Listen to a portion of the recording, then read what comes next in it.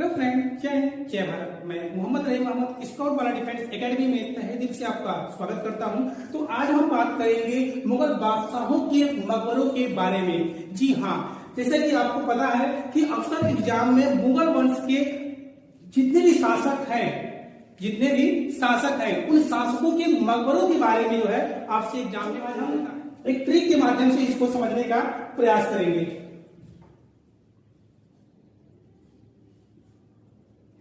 कितना गंदा लग रहा है, राइटिंग भी नहीं मेरा सही है।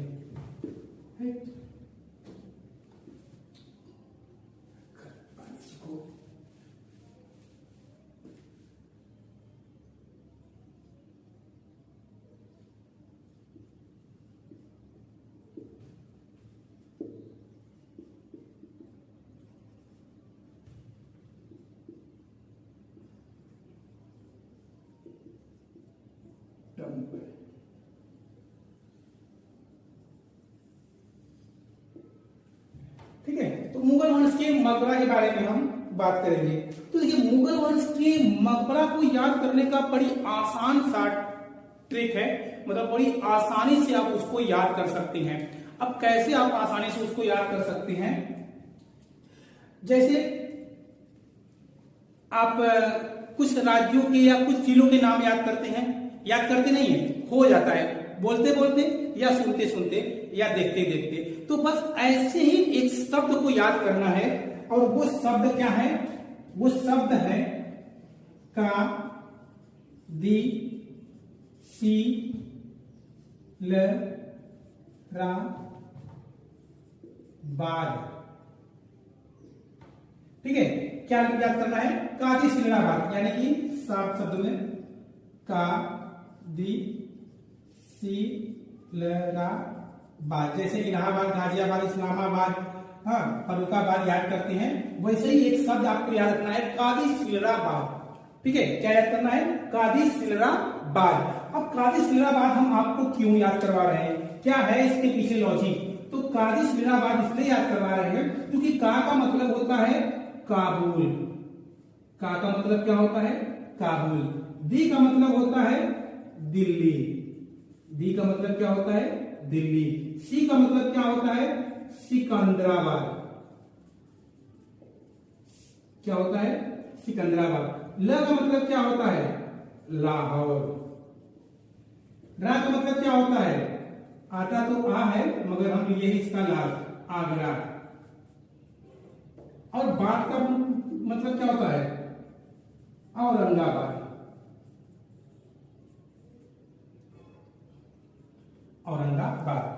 अब इसमें आपको कितने मुगल बादशाह दिख रहे हैं? 2, 4, 6 मुगल बादशाह। यानी कि मुगल बादशाह की अगर हम बात करें तो मुगल बादशाहों को उनके शासन, उनके योग्यता के आधार पर दो भागों में डिवाइड किया गया है। एक पूर्ववर्ती यानी कि प्रारंभिक मुगल, जिनको हम योग्य और शक्तिशाली मुगल नाम देते हैं या शक्तिशाली मुगल के नाम से जानते हैं। तो वो शक्तिशाली मुगल कहां से कहां तक है? वो बाबर से लेके औरंगजेब तक है। और औरंगजेब के बाद उसके अयोग्य उत्तराधिकारी यानी बहादुर शाह प्रथम से लेके बहादुर शाह सेकेंड तक का जो दौर है वो अयोग्य और कमजोर मुगलों में आते हैं। तो हम यहाँ पे जो मुगल वंश के मकबरा के बारे में पूछा जाता है वो योग्य यानी शक्तिशाली मुगलों के बारे में ही केवल पूछा जाता है।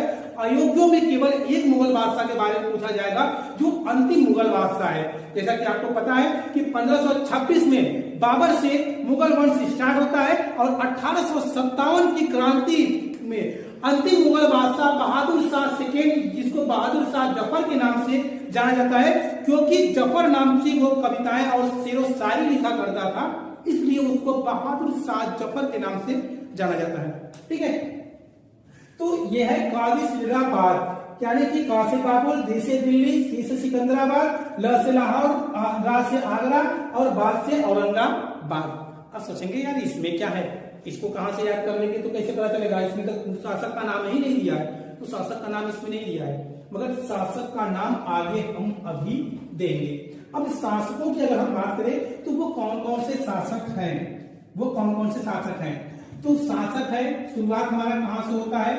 बाबर से। कहां होता है? बाबर।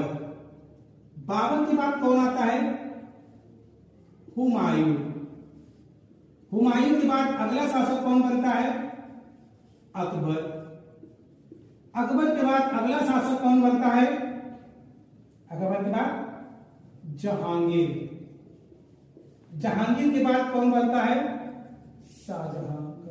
कितने आएगा इसको इरेज करो, थोड़ा मार करेंगे, खत्म हुआ ना, कोई बात नहीं, वहां से आएगा नहीं। हाँ, बाबर इसको ग्रेवी से लिखे यार,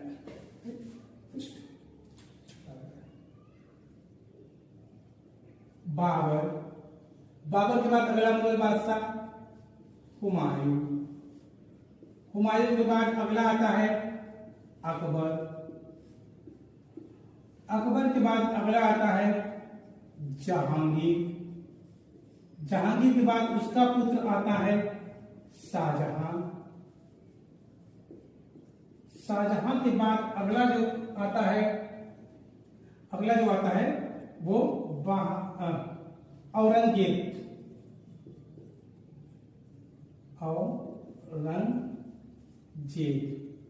और औरंगजेब के बाद हम अगला जो याद करेंगे वह ये तो हो गया एक अंतिम मुगल बादशाह का नाम, वो कौन सा है?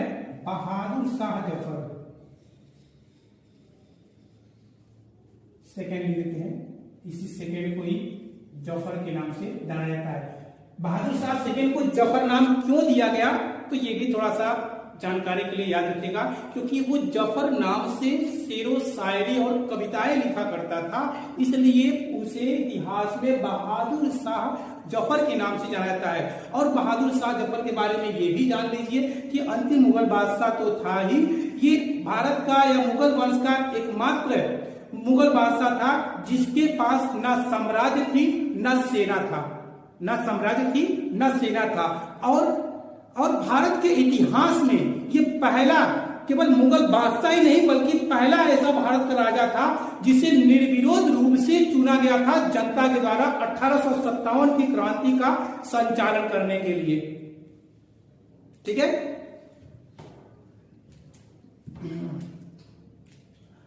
ठीक है, तो ये इतने लोगों के बारे में पूछा जाता है। और साथ में एक व्यक्ति और है, हाँ, जिनके बारे में पूछता है मकबरा के बारे में, और वो व्यक्ति है शेर शाह सूरी। यानी कि एग्जामिनर घुमा फिरा के आपसे इन्हीं लोगों के मकबरा के बारे में, इन्हीं 8 लोगों के मकबरा के बारे में पूछेगा। अब इनके मकबरा को याद करने के लिए, यानी इस कड़ी को याद करने के लिए हमको इन मुगल बादशाहों के क्रम को याद करना अति आवश्यक है। अब इनको कुछ लोगों को तो शायद याद होगा, कुछ लोग को याद नहीं होगा, और कुछ को याद भी होगा तो एग्जाम में वो कंफ्यूज हो जाते हैं, फिर क्लियर, अरे यार कौन था पहले, ये याद था, वो पहले था, ये बाद में था, तो दिक्कत होता है। इसलिए एग्जाम में ऐसे क्वेश्चन के लिए फिर ट्रिक ही काम आता है। और भाई हमारे स्काउटिंग में तो सिखाया ही गया है कि मतलब लॉन्ग चीज को कितना अधिक से अधिक शॉर्ट कर लें। ठीक है, यानी कि कम चीजों में हम एक बड़ा घर बनाकर तैयार कर सकते हैं, छोटे चीजों से हम बड़ा काम कर सकते हैं, और बड़े चीजों को छोटा भी करने का तरीका हमको सिखाया जाता है। तो आइए हम भी इसको आसान और छोटा करने का प्रयास करें। तो देखिए, अगर इसको हम इंग्लिश में अगर लिखे तो भाषा लिखते हैं, तो यार ये भाषा क्या मतलब, कंफ्यूज हो जाओगे कि किससे क्या शब्द बनेगा। मतलब यही कि ब से बाबर, ह से हुमायूं, अ से अकबर, ज से जहांगीर, स से शाहजहां, अ से औरंगजेब। बाकी उन लोगों को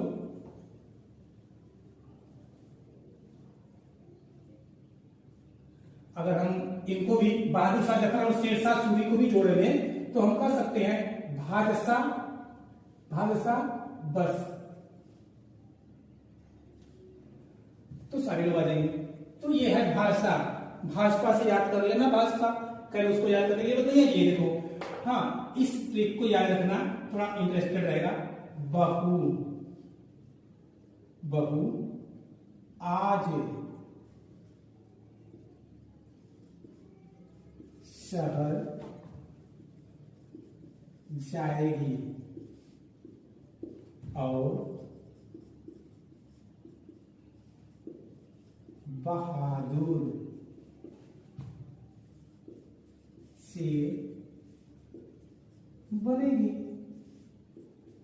भाई जानते कि गांव में बहु लोग को स्वतंत्रता नहीं मिलती है, घूंघट काट के बैठी रहेंगी, घूंघट काट के बैठी रहती है, अब अंदर वो क्या गुटुरगुं करती है, क्या खाती है, किसी को पता ही नहीं चलता है, और उनको खाने के लिए कुछ नहीं मिल पाता है। आदमी की चोरी छिपे लाकर उसको देता है, जहां सास को पता चल गया तो जितना तो खाती नहीं है उससे ज्यादा वो सांस निकाल भी लेती है, तो इसलिए वो बेचारी दुबली पतली रहती है, अपने मायके में जाती है, अच्छा खासा खा पी के मोटा कर आती है, और ससुराल में आने के बाद जो है सीधा ऐसी हो जाती है। तो इसलिए कभी वो बहादुर तो बन ही नहीं सकती। तो इसलिए जो बहू है वो बहादुर कब बनेगी, जब वो शहर जाएगी। शहर में क्या है, बिंदास रहती है, खुला एकदम सांड की तरह छोड़ दो उनको, कहीं पे भी घूमे टहले, ठीक है। तो बहू आज शहर जाएगी और बहादुर शेर बनेगी, क्योंकि मेवा मसाला वहीं पर मिलेगा खाने को। तो अब बहू से हमारा क्या हो जाएगा, बहू से हो जाएगा हमारा बस हो जाएगा बाबर, मुंह से क्या हो जाएगा हुमायूं, हुमायूं, आज से क्या हो जाएगा अकबर, ज से क्या हो जाएगा जहांगीर, जहांगीर, स से क्या हो जाएगा शाहजहां, ताजमहल, मुमताज महल। जाएगी, जो जाएगा उसको क्या रोकना, क्या समझना, ठीक है। तो ये केवल एक साइलेंट शब्द में इसको रख लीजिए, इसका कोई मतलब सेंटेंस को ऐड करने के लिए, जोड़ने के लिए, सेंटेंस को अच्छा लगने के लिए जाएगी शब्द का यूज किया गया है। नहीं, शाहजहां है, जाएगी लो यार, सही है, जहांगीर, शाहजहां हुआ है ना, सरे शाहजहां, जैसे जहांगीर, नहीं जी नहीं है, दो बार जहांगीर आ जाएगा, सॉरी यहाँ पे जहांगीर है, ठीक है। तो इसको साइलेंट छोड़ दो। और तो ले लो औरंगजेब, बहू के चक्कर में ध्यान पड़ जाता है, ठीक है। औरंगजेब, और बहादुर मतलब समझ ही रहे हो, बहादुर शाह सेकेंड या बहादुर शाह जफर। शेर से भी समझ रहे हो, शेर शाह सूरी। अब ये शेरशाह सूरी क्या था, शेरशाह सूरी जो था वो सेकेंड अफगानी था। देखो क्वेश्चन यहां से बड़ी इंपॉर्टेंट है, पूछता है बनेगी भी क्या है, सेंटेंस को ऐड करने के लिए, अच्छा लगने करने के लिए लगाया गया है। तो शेरशाह सूरी के बारे में याद रखना कि शेरशाह सूरी जो था ये दूसरा अफगान यानी सेकेंड अफगान साम्राज्य का संस्थापक था। यानी भारत में दूसरे अफगान या सेकेंड अफगान साम्राज्य का संस्थापक कौन था, तो शेरशाह सूरी था। भारत में प्रथम अफगान साम्राज्य का संस्थापक कौन था, तो बहलोल लोदी, यानी बकलोल लोदी भी कह सकते हो, उसी से याद हो सकता है। तो बहलोल लोदी जो था वो प्रथम अफगानी था, प्रथम अफगानी साम्राज्य का संस्थापक था, जबकि शेरशाह सूरी जो था वो दूसरा यानी सेकेंड अफगानी साम्राज्य का संस्थापक था। तो ये भी क्वेश्चन आपसे एग्जाम में पूछे जाते हैं, ठीक है। तो अब तो आपको मेरे हिसाब से इसका सीरियल नंबर याद हो जाएगा कि बहू आज शहर जाएगी और बहादुर शेर बनेगी, ठीक है। काजू पिस्ता बादाम खाने के बाद तो बस हो जाएगा बाबर, बुश हो जाएगा हुमायूं, अस हो जाएगा अकबर, जस हो जाएगा जहांगीर, सस हो जाएगा शाहजहां, सस हो जाएगा शाहजहां, और हो जाएगा औरंगजेब, बहादुर हो जाएगा बहादुर शाह जफर, शेर से हो जाएगा शेरशाह सूरी, ठीक है। तो अब इन सबका अगर हमें इसका सीरियल नंबर याद है और काजी सिलराबाद का सीरियल नंबर याद है, तो इनके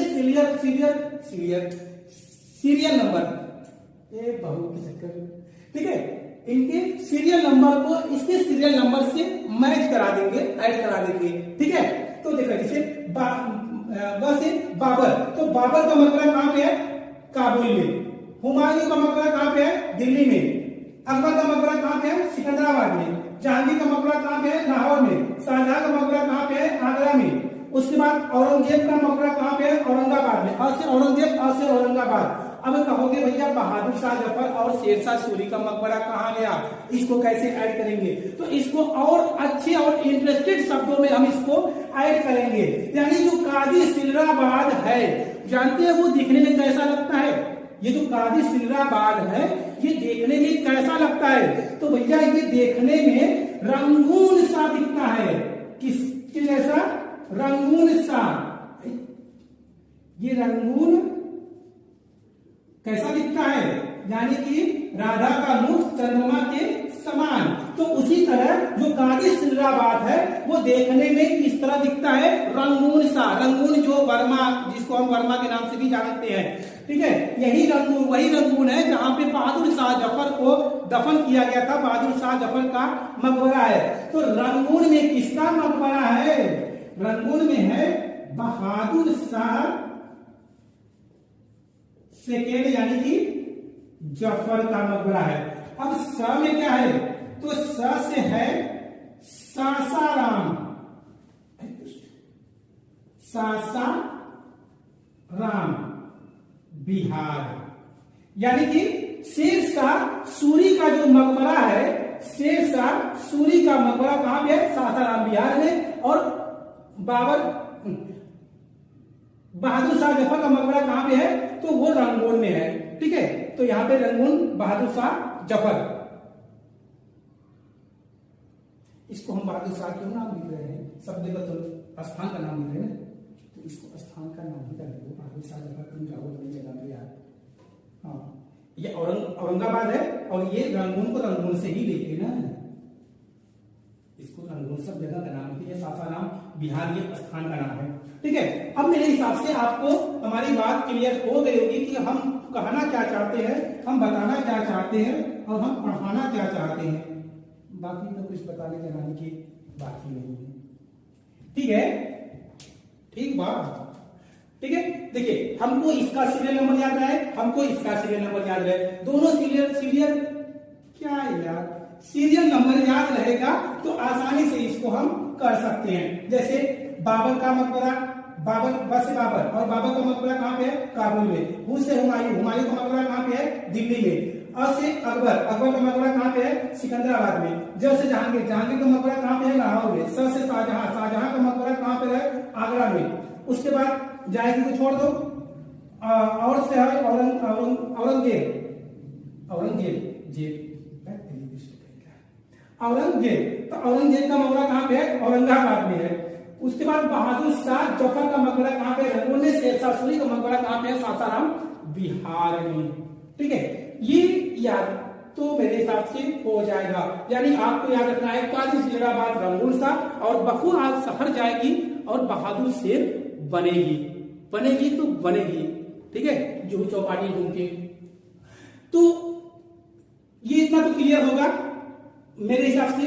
अब देखिए इसमें क्वेश्चन करने का तरीका क्या है, क्वेश्चन करने का तरीका क्या है, एग्जामिनर का किस आधार पे किस तरह से क्वेश्चन आपसे पूछता है।